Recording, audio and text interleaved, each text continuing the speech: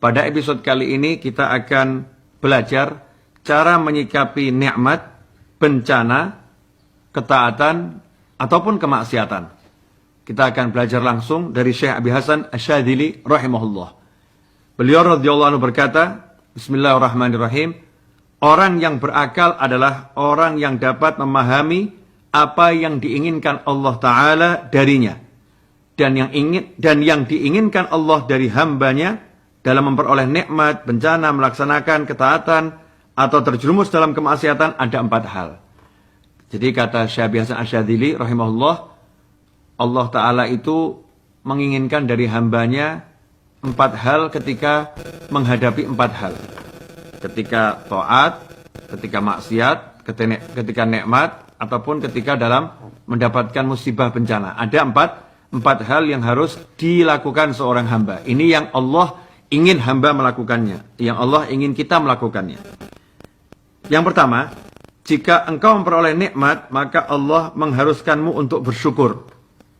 Yang kedua, jika engkau ditimpa bencana, Allah memerintahkanmu, mensyariatkanmu untuk bersabar. Yang ketiga, jika Allah memberimu taufik untuk taat, maka Allah memerintahkanmu, mensyariatkanmu untuk syuhudul minnah. Dan meyakini bahwa Allah lah yang memberikan taufik. Yang keempat, dan jika engkau bermaksiat, maka Allah mensyariatkanmu untuk bertobat dan berinabah kepadanya.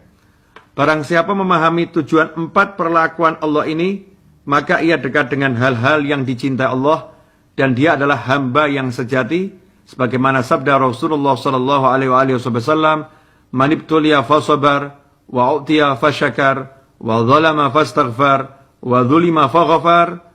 Barang siapa diuji dengan bencana kemudian bersabar, diberi nikmat kemudian bersyukur, berbuat zalim kemudian minta maaf, dan dizalimi kemudian memaafkan.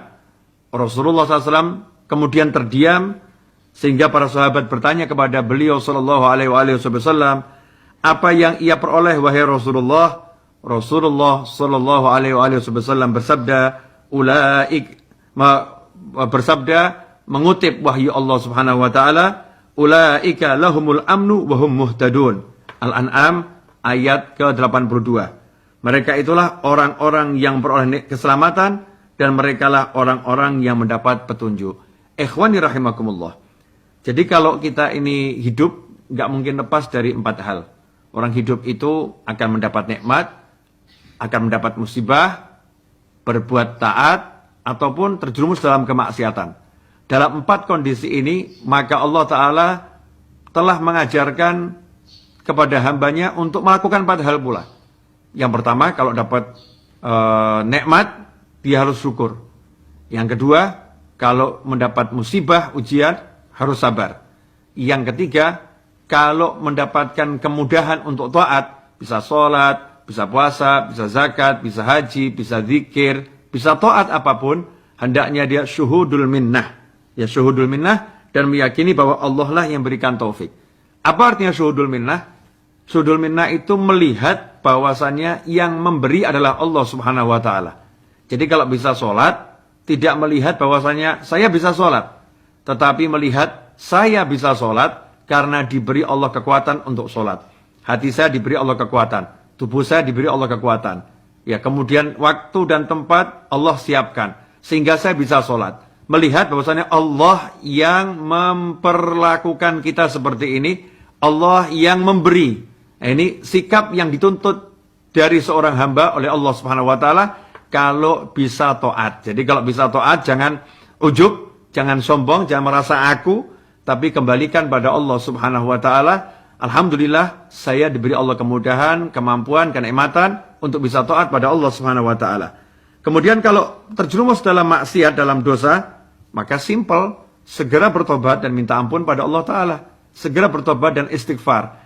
Kalau 4 hal ini kita lakukan, maka kita akan menjadi hamba yang dicintai oleh Allah Subhanahu wa Ta'ala. Bahkan Nabi Muhammad SAW menegaskan dalam sabdanya, manibtuliya fasabar, siapa diuji kemudian dia bersabar, gak berkeluh kesah, tidak menyampaikan keluh kesahnya kepada makhluk, ya, tidak mengeluhkan kondisinya kepada makhluk, wa utiya fasyakar, diberi karunia kemudian dia bersyukur kepada Allah Ta'ala, berterima kasih kepada orang yang menjadi perantara sampainya nikmat itu kepadanya. Wa dzalama fastaghfar, dia berbuat zalim baik kepada